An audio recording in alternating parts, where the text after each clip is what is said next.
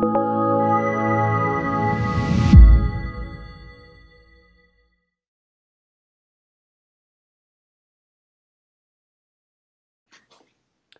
I'm Jacob Hornberger, president of the Future of Freedom Foundation. This is this week's issue of the Libertarian Angle, the show that brings you the libertarian perspective. You can get more information at our website at fff.org. And I'm joined, as I am every week, by my co-host, Richard Ebeling, who teaches economics at the Citadel. Richard, good to see you again for another round of Libertarian Angle. It's good to be back with you and our viewers and listeners. Okay, Richard, politics gives us an opportunity to discuss a subject that you and I have been talking about for many, many years. And I'm specifically referring to the congressional victory of a woman in New York named Alexandria Ocasio-Cortez, who won the Democratic nomination. And she is what is called a Democratic socialist. She believes in socialism. She's a follower of Bernie Sanders, and she describes herself as a socialist. She makes no bones about it. Now, Richard, here's the question. I mean, you know, you and I are libertarians, of course. Socialism is anathema to any libertarian. But how can anybody rationally support socialism at this point in our lives? How is this possible that her socialist views are still so popular that Bernie Sanders is able to garner lots of support in his presidential campaign and his post-presidential campaign? Why the devotion to socialism after history has shown that this is such a debacle? Well, I think there's several reasons for it.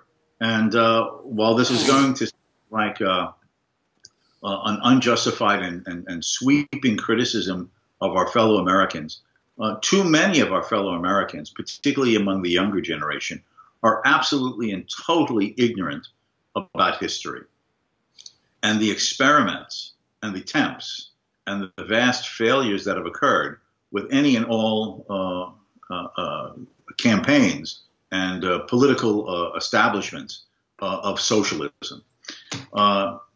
Anyone who traveled in the Soviet Union or has read about China under Chairman Mao, or the condition of people's lives in places like Cuba under the Castros, or today in Venezuela and so on, would have to realize that this is a system that has both economically failed to deliver the goods, and it has destroyed the freedom of the population, where those who have been dissidents, those who have spoken out against the regime, even if they've not called for a regime change, just calling upon the regime to do better by its own standards, have often been arrested, imprisoned, tortured, or killed in vast numbers.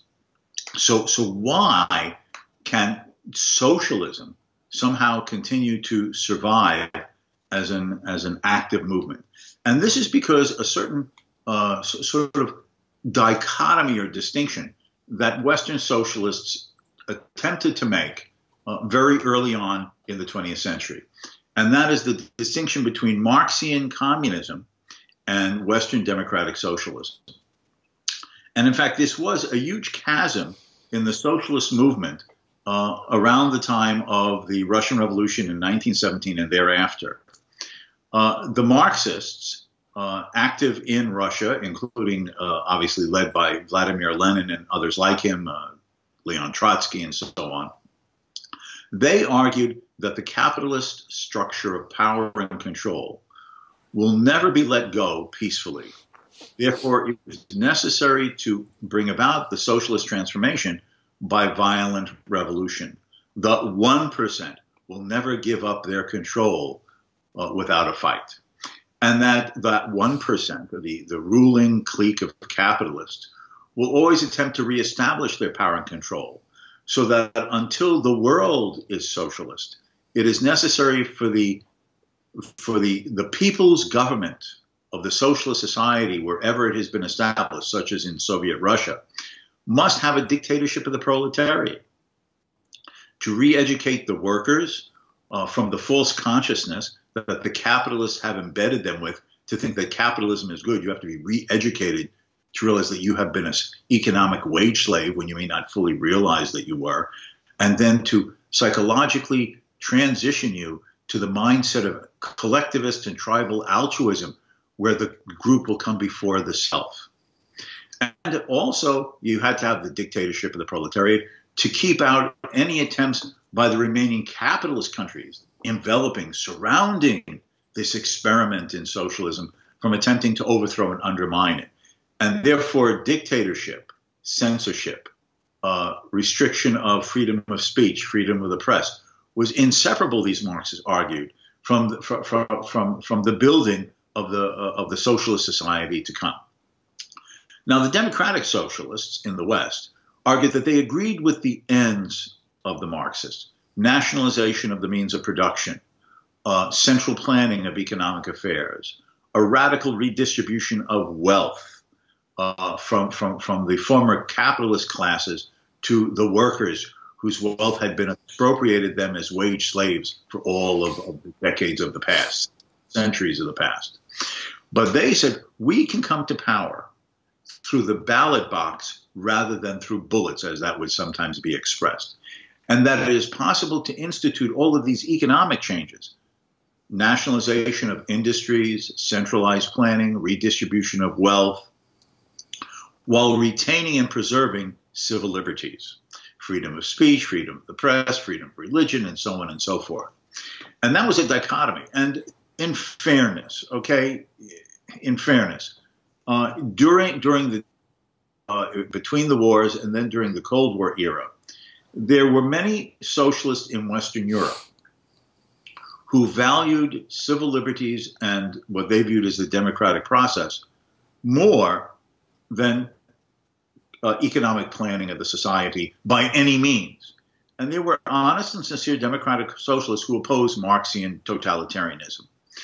But there also were democratic socialists who wanted their transition to socialism to be different than the brutality of Stalin, but ended up being spies and collaborators with the Soviet regime during the Cold War, the famous spies and so on, like the Cambridge Five in Great Britain and so on.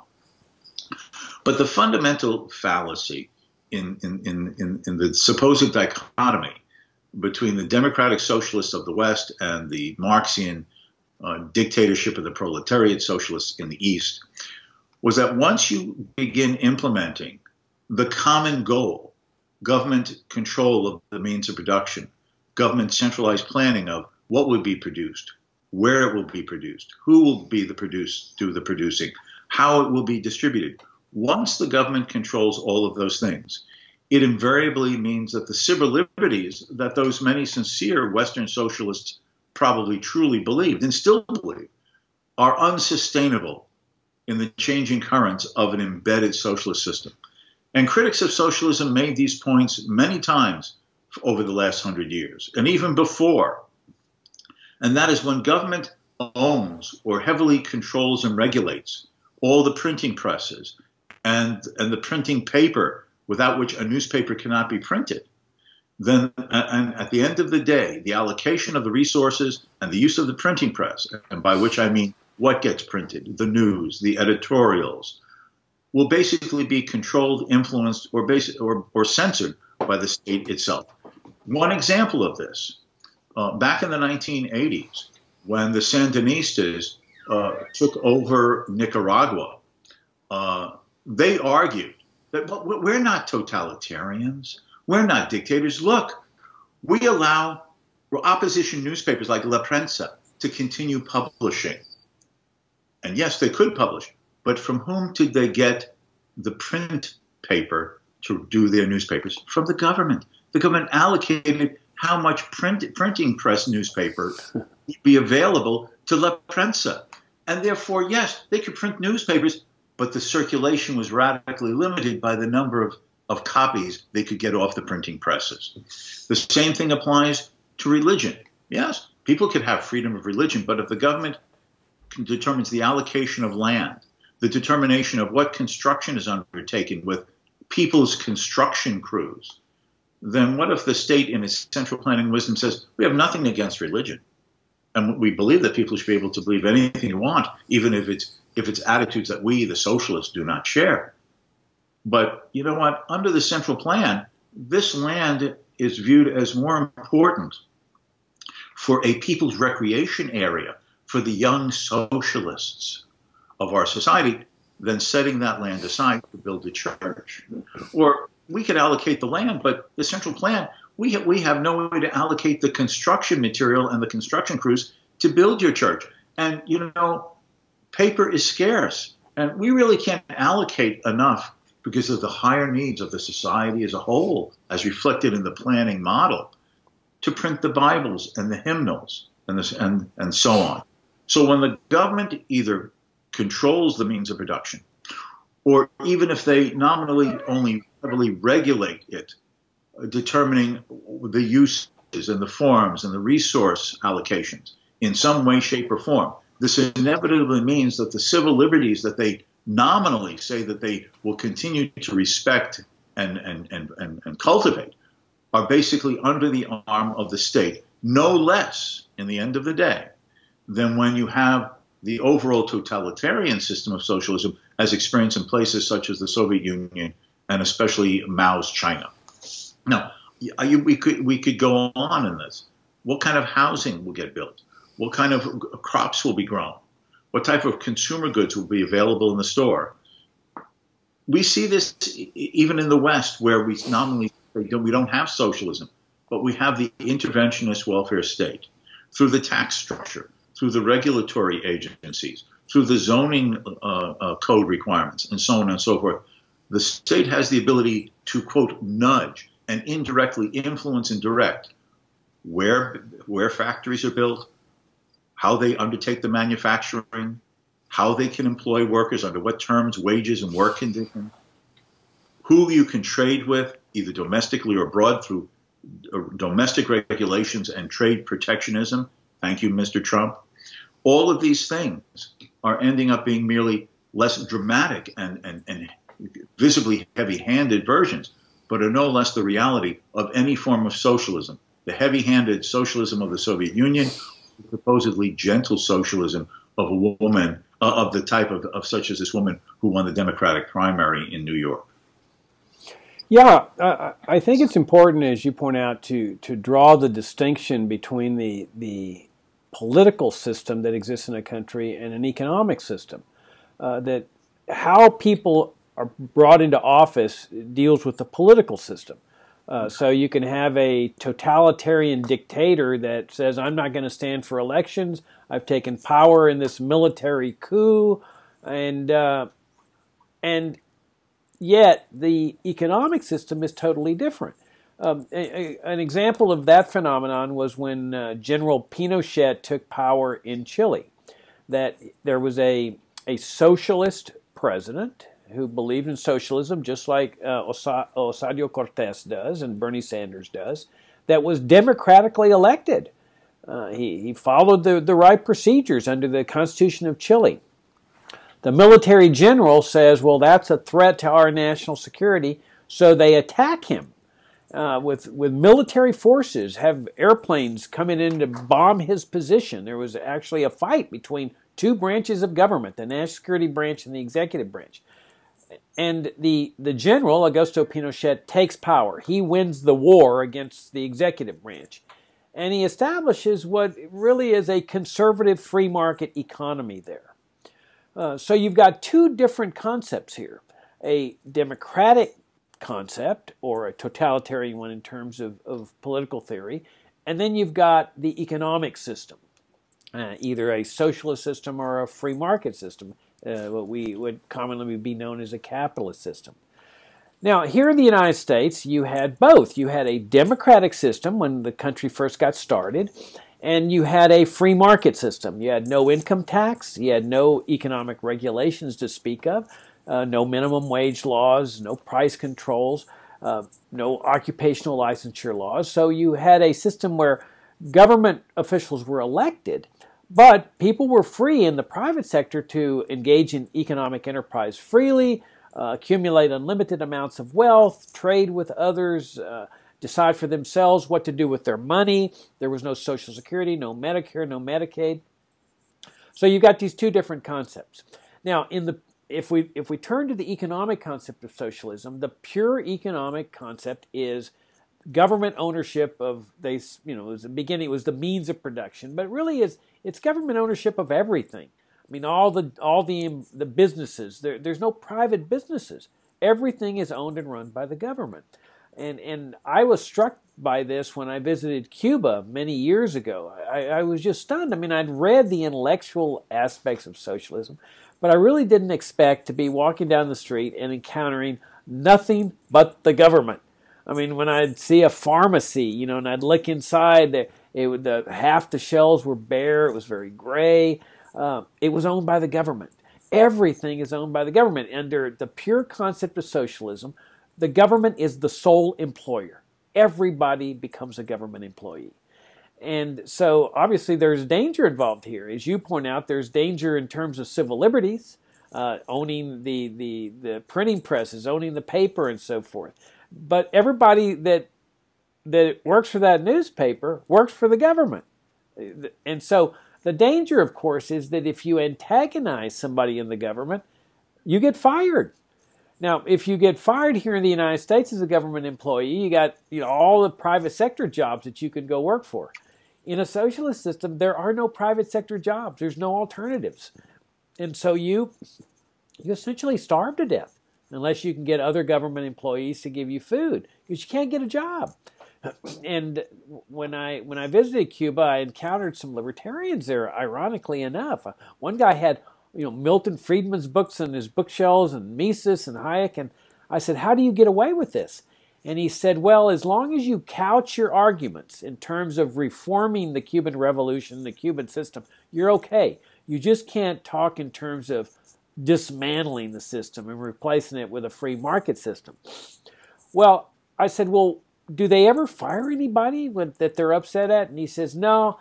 He says they're pretty good. He says they would never do anything, and this may be the Latin American mindset on socialism as compared to like the Soviet or something, but he says they would never do that where they intentionally starve somebody by firing them. He says, but what they do, especially for young people, is if they know you're in a relationship with a person, they will just transfer you to a part of the business, the sole business, on the other side of the island, to separate you from your girlfriend or boyfriend and so forth. And he says that's the big leverage they have on you, is that they can transfer you anywhere they want to because they're the sole employer. Now, obviously, we don't have that here in the United States, Richard, and I think it's important to recognize that what happened here was that the socialists, and there were people calling for socialism here at the turn of the century, 19th into the 20th century, they realized that they could never convince Americans to go for that kind of system. So instead, they said, hey, let's do it piecemeal. Let's do socialist programs. And that's how we end up with Social Security. The idea is take money from young people and give it to old people through the political process. That's how we ended up with Medicare and Medicaid, public schooling. These are all socialist programs within the context of a limited government republic free market economy. But at some point, these programs become so overwhelming that the socialist aspects of the programs begin to predominate. And so we have socialist programs in immigration. That's what immigration controls are. They are socialist central planning, as you referred to it.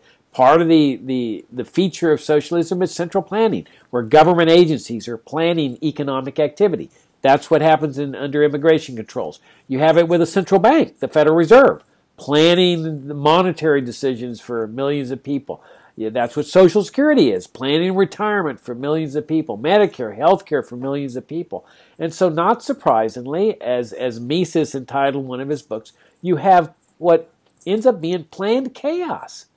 Now, the problem here in the United States is that everybody's made to believe, or most everybody, libertarians accepted, that this is freedom, that this is free markets, the free market system. They don't know that Social Security and public schooling and immigration controls and the drug war and so forth are socialist programs.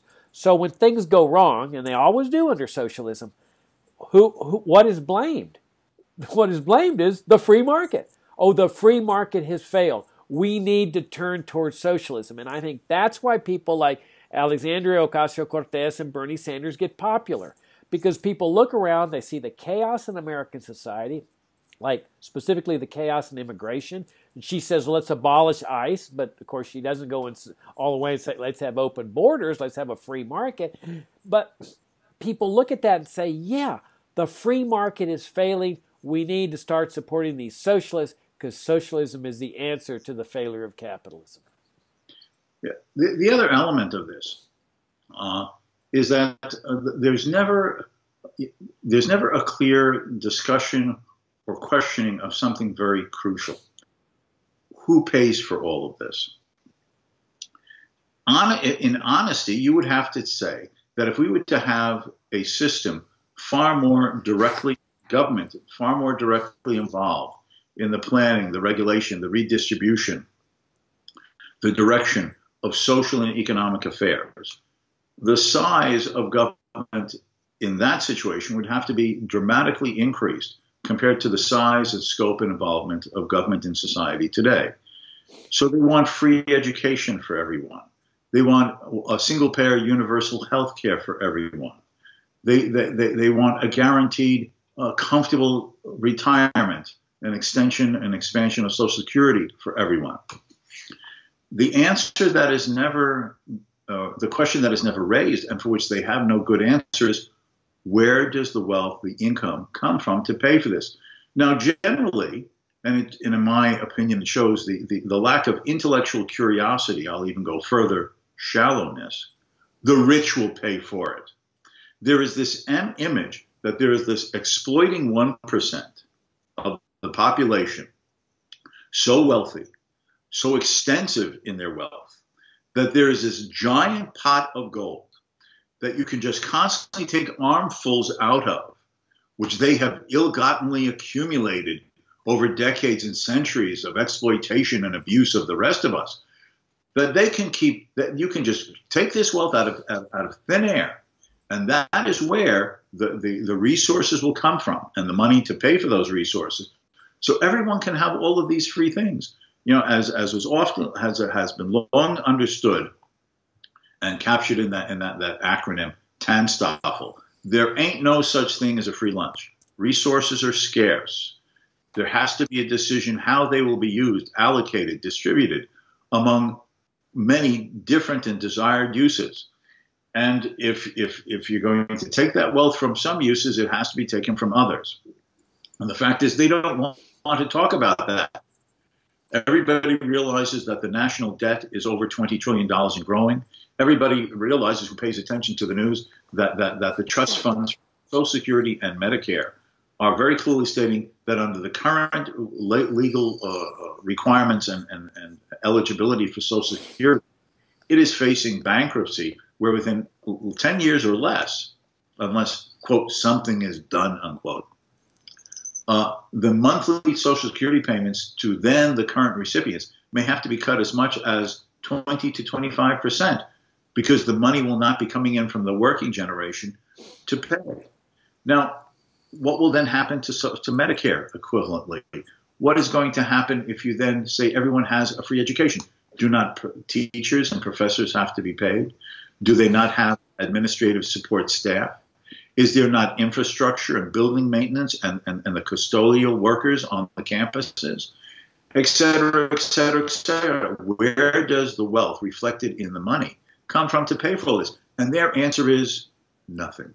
It's all you hear are the crickets chirping in the silence. So there is this fairyland irrationality, this escape from reality of answering the question, who's going to pay for this so everyone can have everything free? In other words, they want everybody to have a post-scarcity world, in a world in which scarcity exists, but they don't want to answer the question, who's paying for it and how long can those funds be sustainable when you basically undermine the engine of prosperity, which is business, entrepreneurship, and the middle class willingness to work, save, and invest. Yeah, and you know, not only does it not work, but it's even worse than that, because what this woman Ocasio-Cortez does and Bernie Sanders does is they appeal to the people at the bottom of the economic ladder, the poorest people in society, and they make them believe that socialism helps the poor. When actually, Richard, it's the exact opposite. The poor are the ones that pay the biggest price for socialist systems and socialist programs. I mean, compare it to, say, the 1800s, when you had no income tax, no economic regulations to speak of, enterprise was free of government control, no Social Security, no Medicare, no welfare for the poor, no government programs for the poor, no minimum wage laws. You had thousands upon thousands of penniless immigrants flooding American shores because there was no immigration controls. So imagine that. Here are poor people leaving Europe, where government takes care of people, to come to a land where government does not take care of people.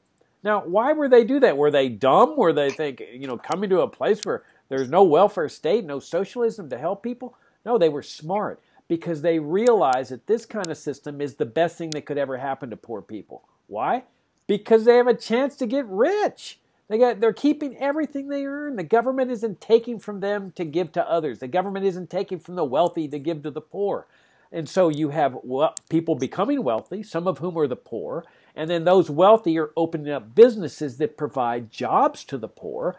The poor get a chance to get their foot on the economic ladder. They start climbing. They start saving their money. And all of a sudden, from one generation to another, all of a sudden you've got massive amounts of wealth.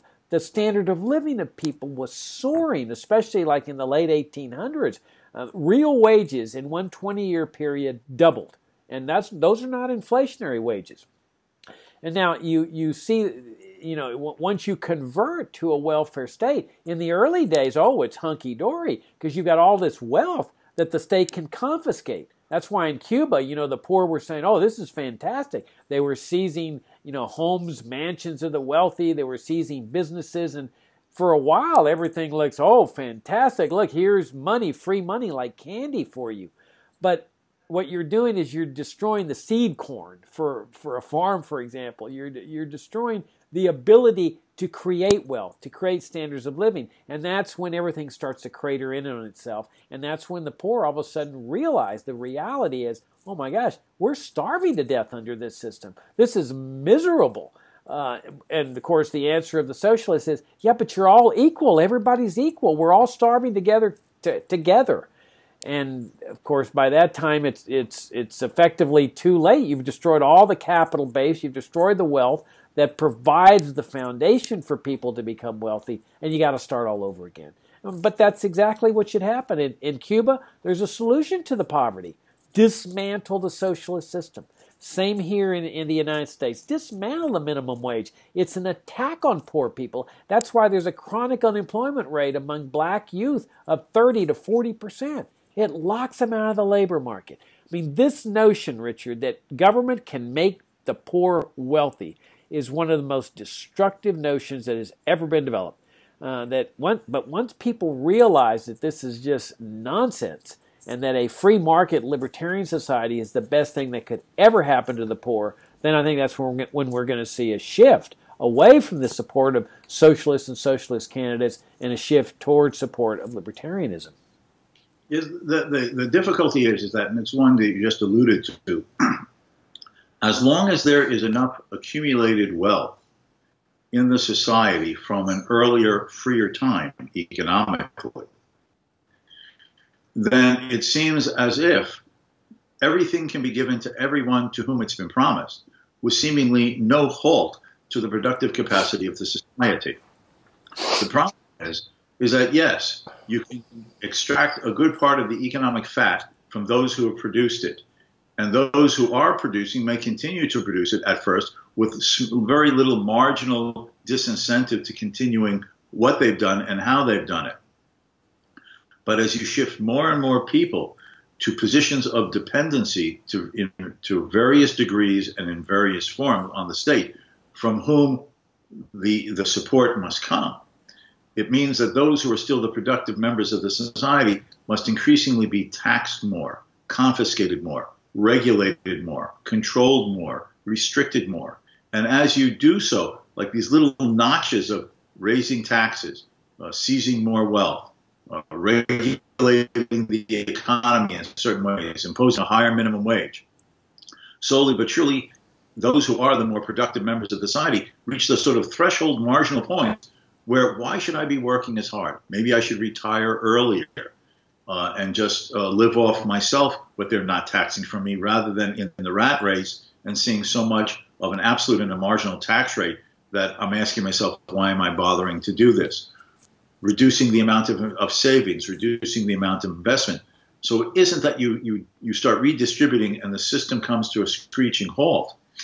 It just, you're eating away at the institutional fibers that generate the wealth, so that you start seeing slowdowns, reductions, disincentives, so that then 20 years later, 40 years later, when you back, you realize how these actions have cumulatively brought your society into, if not a state of economic stagnation, one of far lower growth than you could have had and you had in the past. Yeah, the disaster, as far as I'm concerned, is when people figured out that they could use government to take money from one person to whom it rightfully belonged and give it to another person to whom it did not rightfully belong.